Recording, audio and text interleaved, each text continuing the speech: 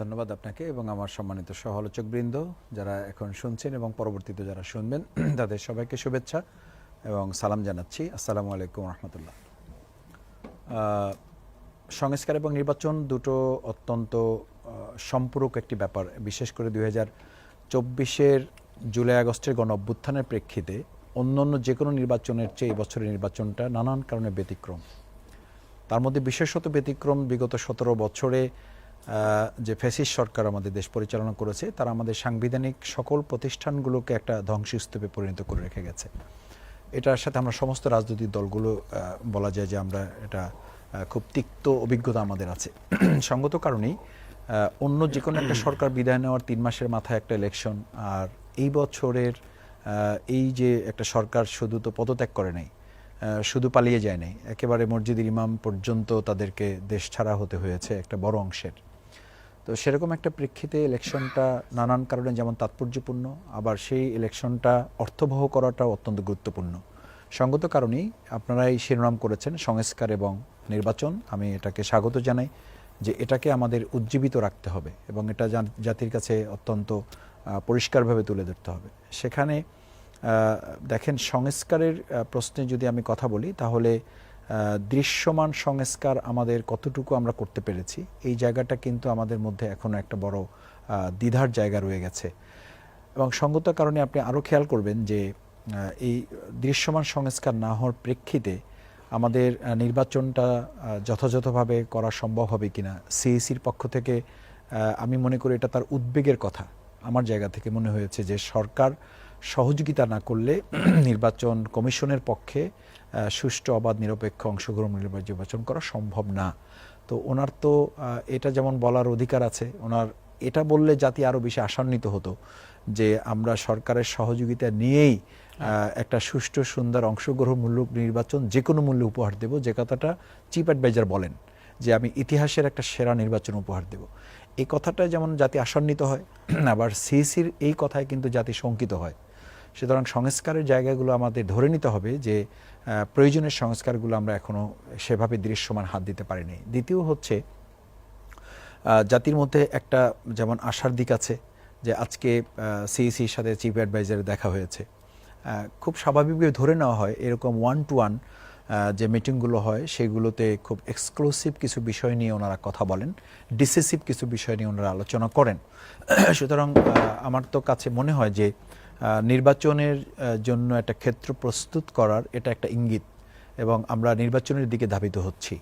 ঠিক একই সাথে কিন্তু আমাকে এটাও বিবেচনায় নিতে হবে যে লন্ডন বৈঠকে যেখানে অন্তর্বর্তীকালীন সরকারের সাথে একটা দলের প্রধানের বৈঠক হয়েছে, সেই বৈঠকে কিন্তু 3টা কথা খুব গুরুত্বের সাথে বলা হয়েছে। একটা হচ্ছে ফেব্রুয়ারিতে নির্বাচন হতে পারে, সাথে কিন্তু এটা বলা হয়েছে যে নির্বাচন এবং সংস্কারের প্রয়োজনীয় এবং দৃশ্যমান সংস্কার করেই এই কাজ করতে হবে। তার মানে ফেব্রুয়ারিতে নির্বাচন করাটা যেমন একটা ডিক্লারেশন, আবার এটাকে যদি আপনি পলিটিক্যাল ডিপ্লোমেসিতে বলেন তাহলে আমি বলবো যে এটা ইটস এ কন্ডিশনাল একটা ডিক্লারেশন, মানে শর্তযুক্ত একটা কন্ডিশন, একটা ডিক্লারেশন দেওয়া হয়েছে। জামাত ইসলামী এবং অন্য দল আরও যারা, আমি মনে করি যে এটা জামাত ইসলামীর দায়িত্ব ছিল এই রিজার্ভেশনটা বা আমরা যে প্রতিক্রিয়াটা দেখিয়েছি এই প্রতিক্রিয়াটা জামাত ইসলামীর না। এই প্রতিক্রিয়াটা আমরা আমাদের বাংলাদেশের মানুষের একটা রাজনৈতিক দল হিসেবে আমরা প্রতিনিধিত্ব করি জনগণের পালসকে আমরা সামনে রাখার চেষ্টা করেছি, তাদের সেন্টিমেন্টটাকে সামনে রাখার চেষ্টা করেছি, তাদের কনসেপশনটাকে আমরা সামনে রাখার চেষ্টা করেছি। সেটা ছিল এই নির্বাচন আন্দোলন ফ্যাসিস্ট বিরোধী সংগ্রামে কিন্তু কোনো একটা দলের বা রাজনৈতিকভাবে কোনো নেতৃত্বের একক ভূমিকার ফসল না। এটা হচ্ছে ছাত্র জনতা রাজনৈতিক নেতৃবৃন্দের দলগুলোর একটা সমন্বিত প্রচেষ্টার ফসল। সুতরাং যেখানে আলোচনার একটা ধাপে গিয়ে আমরা পৌঁছেছিলাম যে ডিক্লারেশনটা ছিল চিফ অ্যাডভাইজারের থেকে যে ডিসেম্বর টু জুন নির্বাচন, তো এই জায়গাটা কিন্তু জামাত ইসলামী বরাবরই বলে আসছে। কেউ কেউ কোনো কারণে হয়তো বলে থাকেন যে জামাত তার জায়গায় ঠিক থাকছে না। আমরা কিন্তু শুরু থেকে বলে আসছি যে অন্তর্বর্তীকালীন সরকারের প্রধান উপদেষ্টা যে বক্তব্য দিয়েছেন, নির্বাচনের আপাতত রোডম্যাপ দিয়েছেন বা ডিক্লারেশনটা দিয়েছেন, আমরা সেটাতে আস্থা রাখতে চাই। এর মধ্যে রোজার পরে হতে পারে, রোজার আগে হতে পারে, যদি সংস্কার বিচারের বিষয়গুলো দৃশ্যমান হয়, সেই জায়গাটা যদি সমাধানযোগ্য হয়, তাহলে রোজার আগেও হতে পারে ফেব্রুয়ারি, আবার রোজার পরে এপ্রিলেও হতে পারে। আমরা কিন্তু এই তিনটা অ্যাড্রেস করেছি। একটা হচ্ছে চিফ অ্যাডভাইজার যে কথা বলেছেন, এটাতে আমরা আস্থা রেখেছি। 2 হচ্ছে যদি সংস্কার এবং বিচার দৃশ্যমান অগ্রগতি হয় তাহলে রোজার আগেও হতে পারে।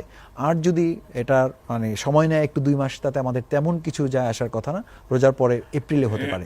কিন্তু মাঝখানে যেটা হয়েছে যে আমরা একটা জায়গা থেকে আমরা বলছি যে জাতির মধ্যে একটা আশার দিক হয়েছে, মাঝখানে একটা টলটলমান অবস্থা ছিল।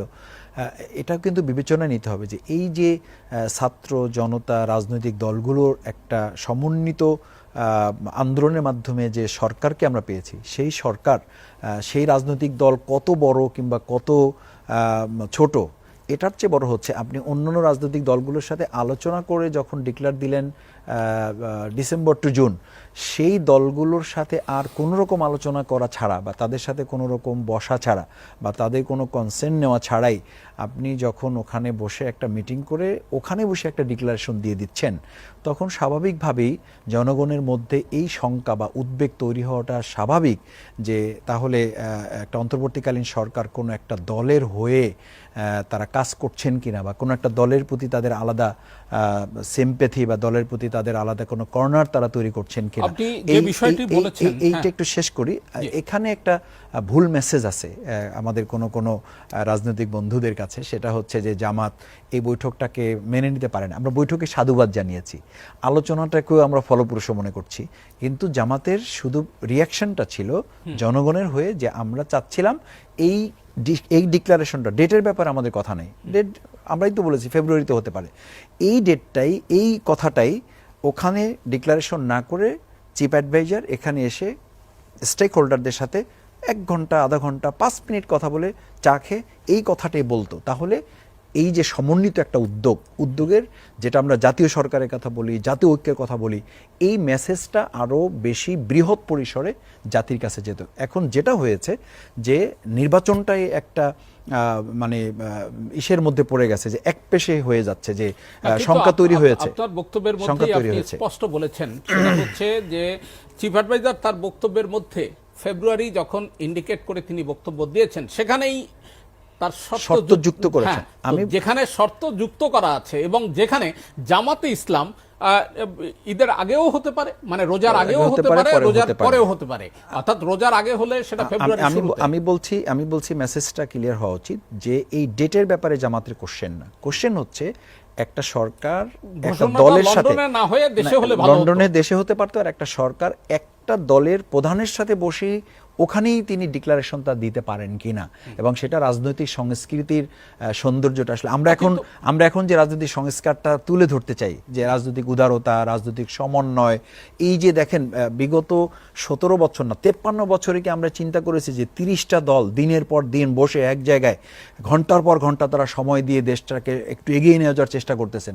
তো যেখানে রাজনৈতিক দলগুলোর প্রধানরা বসে, অন্তর্বর্তীকালীন সরকারের গুরুত্বপূর্ণ লোকরা বসে ঘন্টার পর ঘন্টা দিনের পর দিন সময় দিচ্ছেন, সেখানে 2টা দিন 3টা দিন অপেক্ষা করে আমরা এই দেশের স্টেক হোল্ডারদের সাথে একটু আলোচনা করে এই কথাটাই ঘোষণা করলে এমন কি অসুবিধা হতো? সেই অসুবিধাটার চেয়ে হলো যে আমার পাবলিক পারসেপশনে এই সংখ্যা তৈরি হওয়াটা খুব স্বাভাবিক নয় কি? কিন্তু জামাতের উদ্বেগ প্রকাশ করার পর পাবলিক পারসেপশনে এই বিষয়টি উত্থাপিত হয়েছে। জামাতের আমিরও কিন্তু ওই মিটিংগুলোতে ছিলেন।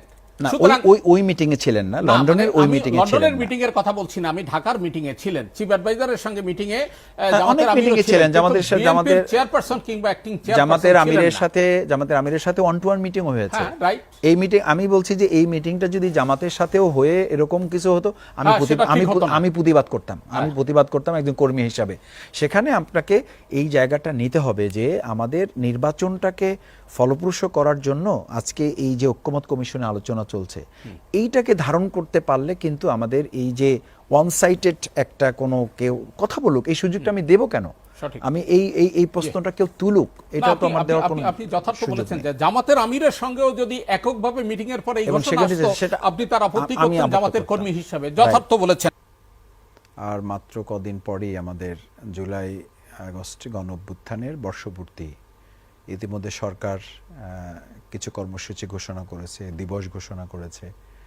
বিভিন্ন রাজনৈতিক দলগুলো করেছে। জামাত ইসলামীও তার জায়গা থেকে আগামী 19শে জুলাই সোহরাওয়ার্দীর উদ্যানে সেখানে জাতীয় সমাবেশের মাধ্যমে আমরা আরও কিছু কর্মসূচি আগে পরে মিলিয়ে ঘোষণা করা হয়েছে। তো এই বর্ষপূর্তি যখন আমরা পালন করছি তখন একই সাথে কিন্তু আমরা এটা বলছি যে বিচার এবং সংস্কারের দৃশ্যমান কোনো অগ্রগতি আমরা পাই নাই।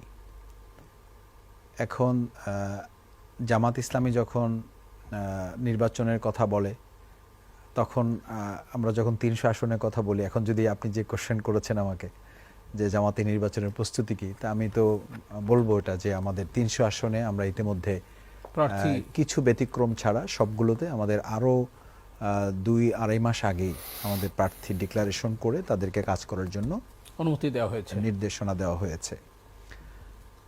আবার একই সাথে আমাদের কিন্তু এই কথা শুনতে হয় যে জামাত নির্বাচন চায় না কারণ তারা ভালো করতে পারবে না, এই জন্য তারা বিচার এবং সংস্কারের প্রশ্নে তারা একটা বাহানা করে নির্বাচনটাকে দীর্ঘায়িত করতে চায়।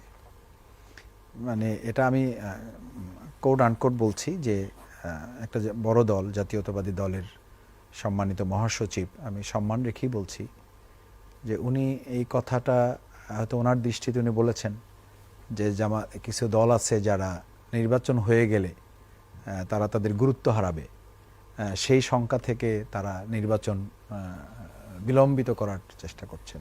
দেখেন, আজকেই কিন্তু আমরা পরস্পর এই আলোচনার মধ্যে কিছু ভিন্নতা থাকলেও একটা জায়গায় কিন্তু আমরা একমত হচ্ছি যে বিচার এবং সংস্কারে দৃশ্যমান কোনো অগ্রগতি আমাদের হয় নাই। এবং আমরা কিন্তু বক্তৃতায় স্পষ্ট করে বলছি যে ফ্যাসিস্ট হাসিনা চলে গেলেও ফ্যাসিস্টদের দোসররা এখনও জায়গায় জায়গায় বসে আছে এবং আমরা আসলে সেগুলো এখনও কন্ট্রোল করতে পারি নাই।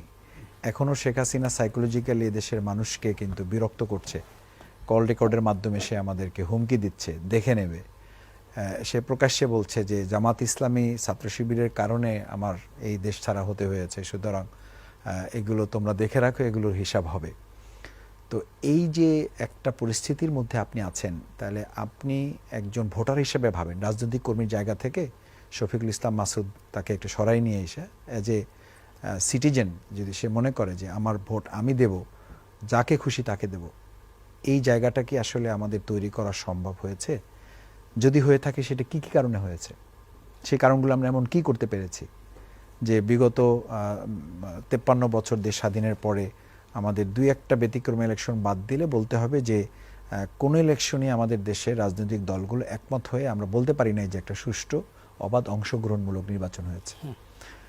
তৃতীয় হচ্ছে যে আলোচনার ভিত্তিতে সমাধানের রাস্তাটা যখন সংকুচিত হয়ে যায়, আমি আবার বলছি যে আমাদের লন্ডনের প্রোগ্রামটির ব্যাপারে আমি বা এনসিপি কি বলছে সেটা বড় কথা নয়। বড় কথা হচ্ছে এর চেয়ে খুব ছোট ছোট বিষয় নিয়ে যেখানে ঘন্টার পর ঘন্টা আজকে ঐক্যমত কমিশনে আমাদের রাজনৈতিক নেতৃবৃন্দ সময় দিচ্ছেন, তাহলে এটার অর্থটা কি? জামাত ইসলামী কিন্তু একদিন যায় নাই শুধু এই কথা বলে যে আপনি বৃহৎ ডিসিশন নিয়ে নেবেন দুইজনে মিলে, আর ছোট ছোট খুচরা আলাপ করবেন, অর্থাৎ গাছ কেটে ফেলে দিয়ে আপনি উপরে পানি ঢেলে আমাকে বা জাতিকে বোঝানোর চেষ্টা করবেন যে আমরা খুব আলাপ আলোচনার মধ্যে আছি। এই চা নাস্তা খাওয়ার মিটিং আমাদের প্রয়োজন নাই। আমরা কিন্তু এইটাই বলেছি তাদেরকে, আনঅফিসিয়ালি এটা জানিয়েছি যে চা নাস্তা খাওয়ার দাওয়াতে জামাত ইসলামী গিয়ে আপনাদের সময় নষ্ট করাও আমরা প্রয়োজন মনে করি না, আর আমরাও সময় নষ্ট করার প্রয়োজন মনে করছি না।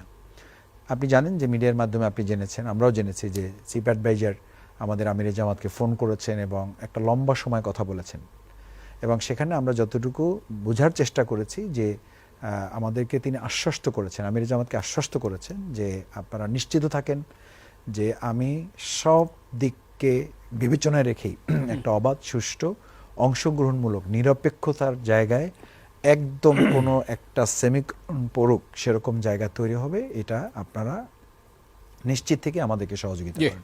আমরা তাদেরকে তখন দুটা কথা বলেছি যে আমরা শুরু থেকেই আপনাদেরকে কিন্তু আমরা সহযোগিতা করেছি। এখন আপনাকে আমি যে জার্নালিস্ট, আপনাকে আমি একজন সাধারণ নাগরিক হিসেবে যদি কোশ্চেন করি বোঝার জন্য যে নির্বাচনের জন্য আমরা যতটা তৎপর, ঠিক ততটা আমরা বিচার এবং সংস্কারে আসলে তৎপর ছিলাম কিনা, বিচারের জন্য আমরা একদিন চিফ অ্যাডভাইজারের সাথে দেখা করেছি কিনা, আমরা তাকে জানতে চেয়েছি কিনা দেখা করে বা কোনো একটা টাইম নিয়ে এই যে আমাদের সংস্কারের কি কি বিষয় হয়েছে জাতির কাছে জানানোর মতো, এগুলো জানানো দরকার।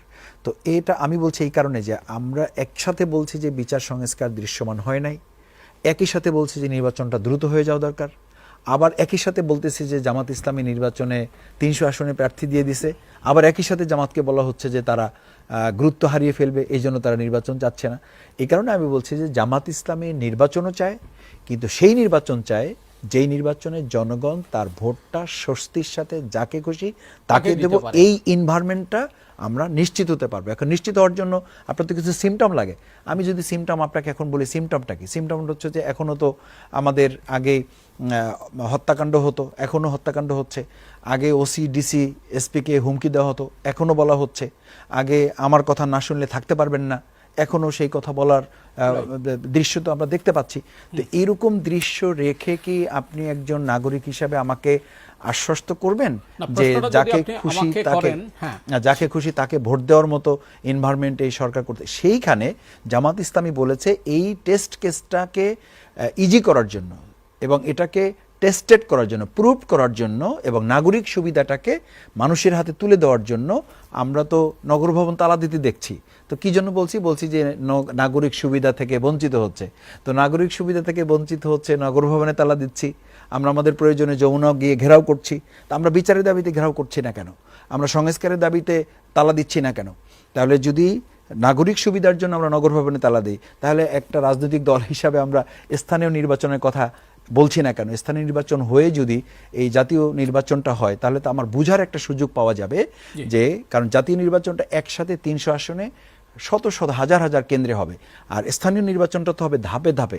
তখন আমার ক্যাপাবিলিটিটা মানে মাপার জন্য একটা স্কোপ আমাদের সামনে তৈরি হবে, বুঝা যাবে, জনগণও ধারণা করতে পারবে যে আমরা কোন জায়গায় এসে পৌঁছতে পেরেছি। জাতীয় নির্বাচন নিয়ে ঐক্যমত্য হয়েছে, খুব স্বাভাবিক, এটা নিয়ে আলোচনা আছে। আবার স্থানীয় নির্বাচনে আপনি কয়েকটা জিনিস কিন্তু আমাদের কনসিডারেশনে নেওয়া খুব গুরুত্বপূর্ণ। আমাদের দেশ তো 53 বছর পার করছি, এখন 54 বছরে। আমরা কি আসলে বুকে হাত দিয়ে খুব তৃপ্তির সাথে এই কথা বলতে পারবো যে রাজনৈতিক সরকারের অধীনে আমাদের এই স্থানীয় সরকার নির্বাচনটা খুব অর্থবহ এবং অংশগ্রহণমূলক এবং যথাযথ প্রতিনিধিত্ব আমরা সেখান থেকে তুলে নিয়ে আসতে পারছি? আমাদের অভিজ্ঞতা কি? আমাদের অভিজ্ঞতা হচ্ছে, আপনি যথার্থই বলেছেন, এবং আমি সাবেক মানে গ্রেফতারের পর সাবেক হাবিবুল আউয়ালও স্পষ্ট বলেছেন যে রাজনৈতিক সরকারের অধীনে জাতীয় নির্বাচনগুলো নিয়েও নানানমুখী। 1000 বছরে উনি লিখছে, 1000 বছরে এটা সম্ভব হবে না। তো ওনার কথা আমি কোট করতে চাই না, কারণ উনি তো এখন বিপদগ্রস্ত অবস্থায়, মানুষ যা বলে আর খুব সুখে যা বলে এটা বাস্তব না। কিন্তু উনি ওনার কথাটা অভিজ্ঞতা থেকে বলেছেন, একটা বেসলাইন, এটা একটা ব্যাপার। দ্বিতীয় হচ্ছে, দেখেন, আমরা বিগত সময় দেখেছি যারা ক্ষমতায় থেকে এই স্থানীয় নির্বাচন করেছেন, নিজে এমপি, নিজের ওয়াইফ হলো উপজেলা চেয়ারম্যান, নিজের ছেলে হলো পৌরসভা ভাইস চেয়ারম্যান, নিজের বোন হলো মেম্বার, মানে পরিবারের বাইরে, দল তো পরে, মানে অন্য দল তো পরে, নিজের দলের মধ্যেই তো এইটার প্র্যাকটিস করার সুযোগ আমাদের এই 53 বছরে বিভিন্ন সময় আমরা এটা দেখি নাই। এবং এই ক্ষোভ, এই প্রতিক্রিয়া, এই তিক্ত অভিজ্ঞতা তো আমাদের একটা দুইটা না, থাউজেন্ডস কেস আমাদের মধ্যে আছে যে এই অভিজ্ঞতা আমাদের নিতে হয়েছে। ইলেকশনই হয় নাই, ওই ইলেকশনে আগুন বলে দিয়েছে যে এখানে কেউ ড্রপ করবেন না, নমিনেশন পেপার দিবেন না। কেন দিবেন না? এটা আমি দেখতেছি। তো এই যে প্র্যাকটিস, এই জায়গা থেকে কি আমরা আসলে বেরিয়ে আসার এটা একটা সুবর্ণ সুযোগ না? 1 2 নম্বর হচ্ছে জাতীয় নির্বাচনটা, এটা হচ্ছে সরকারের ম্যান্ডেট, ঠিক আছে। স্থানীয় নির্বাচনটা যেহেতু এটা একটা নন পলিটিক্যাল, একটা মানে কি বলে যে মানে অরাজনৈতিক একটা নির্বাচন, তো সেই জায়গায় আপনি অন্তর্বর্তীকালীন নিরপেক্ষ একটা সরকারের অধীনেই তো এরকম একটা নির্বাচন করাটা অত্যন্ত যৌক্তিক। তার পক্ষে এটা বাস্তব, কারণ রাজনৈতিক একটা সরকার যখন ক্ষমতায় চলে যাবে, দল গঠন করবে, স্বাভাবিকভাবে আমাদের দেশের এতদিনের সংস্কৃতি থেকে আমরা হঠাৎ করে এই জায়গায় বেরিয়ে এসে 100% অথবা 90%, আমি ধরলাম এই 80%, আমরা সেই জায়গাটা আস্থা তৈরি করা, সেইটা আমাদের জন্য সহজ নাকি নিরপেক্ষ একটা সরকারের অধীনে নিরপেক্ষ একটা নির্বাচন, স্থানীয় সরকার তো নিরপেক্ষ একটা নির্বাচন হবে, এখানে দলের প্রতীক থাকবে না, দলের নির্বাচন হবে না, এইটা যৌক্তিক না? সেই যৌক্তিকতাটাকে আমরা প্রাধান্য দেব, নাকি আমাদের বিগত 53 বছরের যে একটা তিক্ত অভিজ্ঞতা, যে দলের মধ্যে প্র্যাকটিসটা ভালো, আমরা পরিবার থেকেই বের হতে দিচ্ছিলাম না, সেই তিক্ত অভিজ্ঞতাটাকে আমরা আবার রিপিটেশন করব কিনা, এই জায়গাটা আমি মনে করি যে আমাদের এখনো, আমাদের তো মানে আমরা তাড়াহুড়ো যেমন করব না। আপনি দেখেন আমাদের মানে বলা হয় যে তাড়াহুড়ো প্রবণতাটাও মানুষকে বিপদের দিকে ধাবিত করে, অন্যায়ের দিকে ধাবিত করে, আবার ডিলে প্রবণতাটাও মানুষকে বিপদগ্রস্ত করে। সুতরাং দুটোর মাঝখানে তো আমাদের একটা স্কোপ আছে। আপনি এখনও যদি ফেব্রুয়ারি ধরেন, তাহলে ফেব্রুয়ারি ধরলে তো আমার কাছে যে সুযোগ আছে, এই ফেব্রুয়ারির ধরলে আলাপ আলোচনার ভিত্তিতে রাজনৈতিক দলগুলো যদি একমত হয়, তাহলে তো 3 মাস 6 মাস, দিস ইজ এনাফ টাইম যে আপনার আমাদের 12টা যে ডিভিশন আছে, বিভাগ আছে, বিভাগগুলোতে পর্যায়ক্রমে ইলেকশন হয়ে গেল। তার মধ্যে দিয়ে দুটো জিনিস হবে গুরুত্বপূর্ণ। একটা হচ্ছে যে প্রশাসন, সরকার, সিইসি তার ক্যাপাসিটি ক্যাপাবিলিটির একটা টেস্ট, তারা বুঝতে পারবেন যে হোয়াট ইজ আওয়ার প্রিপারেশন, আমরা কতটুকু করতে পেরেছি। তার চেয়েও আর একটা বড় ব্যাপার আমি আপনাকে অনুরোধ করব যে জাতিকে এটা অবশ্যই মাথায় নেওয়া দরকার। আমি আমার জায়গা থেকে বলি আপনাকে, আজকের এই দিন, সময় এবং এই ভিডিও থাকবে, প্রশাসন সব প্রস্তুতি নিল, সিইসি চূড়ান্ত প্রস্তুতি নিল, অন্তর্বর্তীকালীন সরকার স্ট্রংলি রোল প্লে করলো, রাজনৈতিক দলগুলো তার সংস্কৃতিতে পরিবর্তন নিয়ে আসতে পারে নাই। আপনি নিশ্চিত থাকেন এই সরকার, এই প্রশাসন, এই অন্তর্বর্তীকালীন সরকারের সব সহযোগিতা থাকা সত্ত্বেও একটা সুষ্ঠু, অবাধ, নিরপেক্ষ, অংশগ্রহণমূলক নির্বাচন সম্ভব হবে না। কেন হবে না? এটা সবসময় আমরা শুনে এসেছি যে যতক্ষণ পর্যন্ত রাজনৈতিক দলগুলো আন্তরিকতার সাথে, দরদ দিয়ে, দেশপ্রেমে, জাতীয় ঐক্য, সহনশীলতা, পরস্পরের প্রতি সম্মান, শ্রদ্ধাবোধকে মানে ইম্পর্টেন্সি দিয়ে, এমফ্যাসিস দিয়ে যতক্ষণ পর্যন্ত এটা ধারণ না করবে, ততক্ষণ শুধু এটা না, জাতিসংঘের অধীনেও যদি নির্বাচন হয়, সেই নির্বাচনও সুষ্ঠু, অবাধ এবং নিরপেক্ষ, অংশগ্রহণমূলক হবে কিনা সেটা নিয়ে এই দেশের মানুষের সংশয় আছে। সুতরাং আমি এটা বলছি এই কারণে ভাই, যে আমাদের এই জায়গাটায় আপনাকে পরিবর্তন নিয়ে আসতে হবে, আমাদের রাজনৈতিক সংস্কৃতি পরিবর্তন, সহনশীল, সেই সহনশীলতার জায়গাটাতে আমরা কি দেখতে পাচ্ছি? আমরা যদি এটা বলি যে আমার একটা দল আর একটা দল পরে থাকুক, আমার নিজ দলের মধ্যেই তো আমরা 120-30 জনকে হত্যা করে ফেলছি এই ফ্যাসিস্ট বিদায় দেওয়ার পর। কে হত্যা করছে তাদেরকে? আমরাই তো আমাদেরকে হত্যা করেছি। তো এই যে আমরা আমাদেরকে হত্যা করেছি, সেই রাজনীতির সংস্কৃতিতে আমাকে বিশ্বাস করতে হবে আমি আপনার কাছে নিরাপদ, আপনি আমাকে নিরাপত্তা দিবেন, আপনি আমার কাছে সৌজন্য, আমি আপনাকে সম্মান করব, আমি দেশের প্রয়োজনে ছাড় দেব, আপনি আমার দেশের প্রয়োজনে ছাড় দিবেন, যেখানে আমাদেরকে 100, 150, 200 এবং আমরা এটা বলা যায় যে খুব তৃপ্তির সাথেও কাউকে বলতে শুনি যে আমরা 3000, 4000 বহিষ্কার করেছি, আমাদের যার যত দল বড় তাকে তত বেশি বহিষ্কার করতে হচ্ছে। অথচ জনগণের প্রত্যাশার জায়গাটা হচ্ছে জামাত ইসলামী যতটুকু দল, এই দেশের দায়িত্বটা তাকে ততটুকু নিতে হবে এবং তত বেশি নিতে হবে। বিএনপি যত বড় দল, তাকে তত বড় দায়িত্ব নিয়ে, জবাবদিহিতা নিয়ে তাকে দেশের জন্য কাজ করতে হবে। কিন্তু এখন আমাদের শুনতে হয় ভাই আমরা দল বড়, আমাদের ঝামেলাও বড়, আমাদের হত্যাকাণ্ডও বড়, আমাদের মারামারিও বড়, আমাদের চাঁদাবাজিও বেশি, আমাদের বহিষ্কারও বেশি হবে। সুতরাং এটা আপনাকে মেনে নিতে হবে। যদি এই সংস্কৃতি এখনো আমি লালন করি, আর আমাকে আপনাকে বিশ্বাস করতে হবে যে এই সরকার আর এই নির্বাচন কমিশন সংস্কার হয়ে গেলে, রাজনৈতিক দলগুলো তার জায়গা থেকে গেলে একটা সুষ্ঠু নির্বাচন হবে। বাংলাদেশ জামাত ইসলামী আমিরে জামাত ডক্টর শফিকুর রহমান একেবারে শুরু থেকেই আমরা বলেছি, দেশের প্রয়োজনে যদি আমাকে একদম ছোট হতে হয়, দেশ এবং জাতির প্রয়োজনে, আমরা সেই ছোট হয়েও আমরা দেশ এবং জাতিকে ধারণ করতে চাই, আমরা দেশের সেবক হতে চাই, আমরা দেশের খাদেম হতে চাই। এর অর্থই হলো আমরা দেশের মালিকানাটা দেশের জনগণের হাতে ফিরিয়ে দিতে চাই, যেটা এই 53 বছরে আমরা করতে পারি নাই। এটা হলো প্রথম আসার কথা। দ্বিতীয় কথা হচ্ছে আমরা একটা মানবিক বাংলাদেশের কথা বলেছি, যে মানবিক বাংলাদেশে উই ওয়ান্ট জাস্টিসের স্লোগান আমাদের এই ছাত্র জনতা দিয়েছে। সুতরাং সেই উই ওয়ান্ট জাস্টিস আপনি কোথায় পাবেন? সেই ওয়ান্ট জাস্টিস ইসলামী বিধিবিধান, ইসলামী একটা কল্যাণ রাষ্ট্রেই কেবল সম্ভব। জামাত ইসলামী সেই কথাটা মানুষের কাছে বলছে বিদায় বিগত 17 বছরে আমাদের উপরে যে স্টিম রোলার চালানো হয়েছে, একটা দলের শীর্ষ নেতৃত্বে হত্যা করেছে, এটা ব্যতিক্রম। একটা দলের একদম সাধারণ কর্মীর বাড়িঘর বুলডোজার দিয়ে ভেঙে দেওয়া হয়েছে, এটা ব্যতিক্রম।